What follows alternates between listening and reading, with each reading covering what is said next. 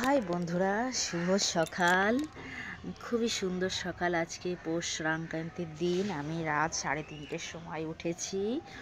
উঠে দেখো না কি সুন্দর করে বাস্তু ঠাকুরকে পিঠে খাইয়েছি।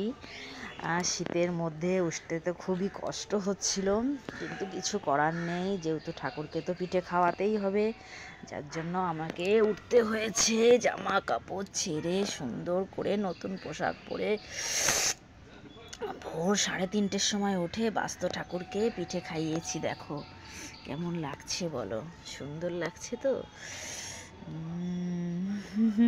তাই তোমরাও কি খাইয়েছো বাস্তু ঠাকুরকে পিঠে, নাকি শীতের জন্য ওই রাত্রে কেউ ওঠোই নি? কিন্তু আমি উঠি প্রত্যেক বছর, আমার কোনো অসুবিধা নেই, অভ্যাস হয়ে গেছে।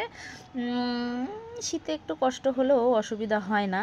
আমি একা একাই উঠে এমার্জেন্সি চার্জার জ্বালিয়ে অন্ধকারের মধ্যে একা একা সব কিছু বসে বসে করেছি। কোনো ভয়ই লাগেনি, আর ভয় লাগবেই বা কেন বলো? এটা হচ্ছে একটা ঠাকুরের পুজো, ঠাকুর নিশ্চয়ই সাথে আছে, এই জন্য ভয় ডর কিছুই লাগেনি। সুন্দর করে বাস্তু ঠাকুরকে পিঠে খাইয়েছি ভোর সকালে।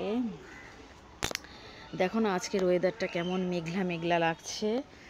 জানি না বেলার দিকে রোদ উঠবে কি না, এই জন্য একটু ঠান্ডাও একটু কম মনে হচ্ছে। দেখো বাস্তু ঠাকুরকে পিঠে খাইয়েছি, তোমরাও খাইয়েছো তো? ঠিক আছে, টাটা বন্ধু, বাই বাই। আবার অন্য কোনো দিন অন্য কোনো কিছু নিয়ে তোমাদেরকে ভিডিও দেখাবো।